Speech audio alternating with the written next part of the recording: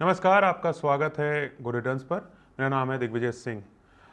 US चीन trade deal के बाद और भारत और पाकिस्तान के सीज फायर के ऐलान के बाद भारतीय बाजारों में मंडे को जोरदार तेजी देखने को मिली। सेंसेक्स में करीब 3,000 पॉइंट का एक धुआंधार जो गेन देख सकते हैं। उसके बाद करेक्शन देखने को मिल रहा है।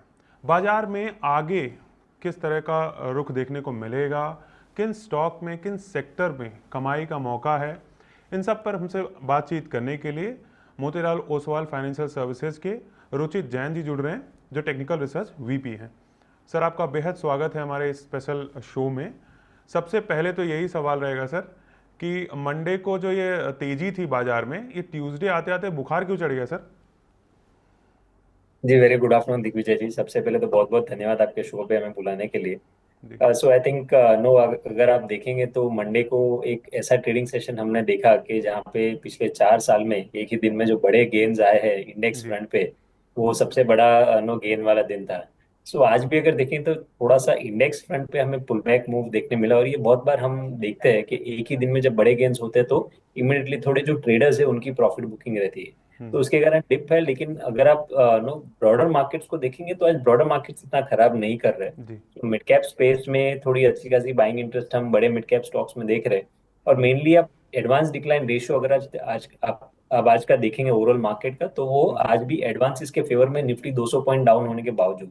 हम्म सो ये क्लियर इंडिकेशन है कि इंडेक्स शायद थोड़े से हैवीवेट्स में प्रॉफिट बुकिंग के कारण हम आज इंडेक्स में करेक्शन देख रहे हैं। हम्म बट ब्रॉडर मार्केट में थोड़ा बाइंग इंटरेस्ट अच्छा खासा मूव है। So I think stock specific trading opportunities का मार्केट है ये। हम्म और नो ऐसे कोई मंदी के साइंस तो है नहीं, तो जो भी अच्छे स्टॉक्स है वहां पे आप कंसिस्टेंटली एक नो अच्छे रिटर्न्स भी एक्सपेक्ट कर सकते हैं ऐसे मार्केट्स में। नहीं, टेंशन लेने वाली बात नहीं है। बुखार चढ़ा है तो बुखार सही भी हो जाएगा।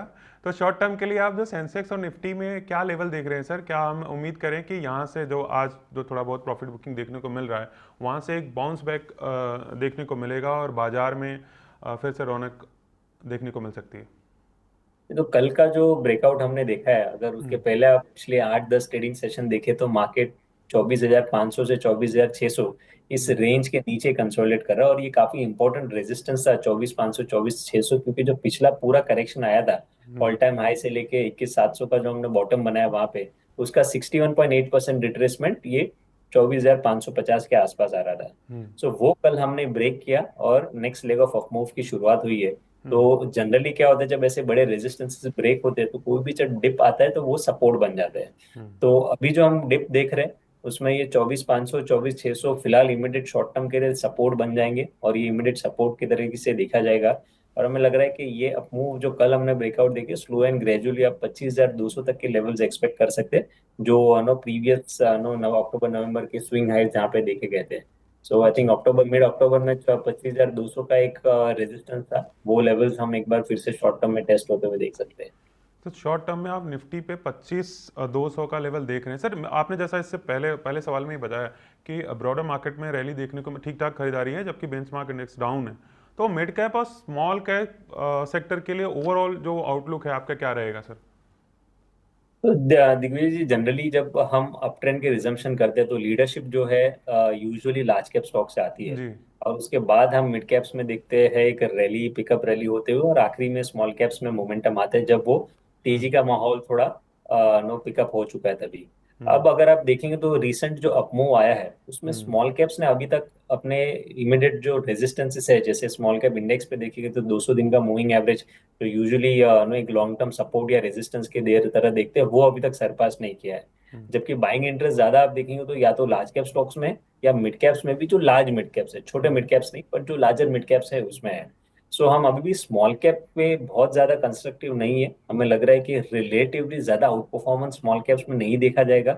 जबकि जो ट्रेडर्स होते हैं वो ज्यादा स्क्यूड रहते हैं स्मॉल कैप की तरफ, ये सोच के कि स्मॉल कैप में शॉर्ट टर्म में बड़े गेन्स मिल जाते हैं जब भी मार्केट का तेजी का माहौल रहता है। बट आई हम्म थिंक ये जो तेजी अभी चल रही है उसमें स्मॉल कैप्स में बड़े रिटर्न्स एक्सपेक्टेड नहीं है, शायद हम्म एक ब्रॉड सॉल्यूशन फेज में रहेगा। और जो मिड कैप्स में जो बड़े मिड कैप नाम्स है वहां पे एक अच्छे आपको रिटर्न्स एक्सपेक्ट की जा सकती है। हम्म सो विद इन द अगर mid cap small cap large cap ये सब नो मूवमेंट अगर देखते हैं, सो हमें लग रहा है कि अभी भी अगर आप even though short term traders है या थोड़ा मिड टर्म के लिए अगर निवेश कर रहे हैं तो हम्म स्मॉल कैप्स से फिलहाल नो इतना अट्रैक्टिव नहीं लग रहा है। ये रीसेंट पुल बैक मूव एक ऑलरेडी आ चुका है। बट हाँ, लार्ज कैप्स और बड़े मिड कैप्स पे ध्यान देंगे तो आपको बेहतरीन रिटर्न्स बन सकते हैं।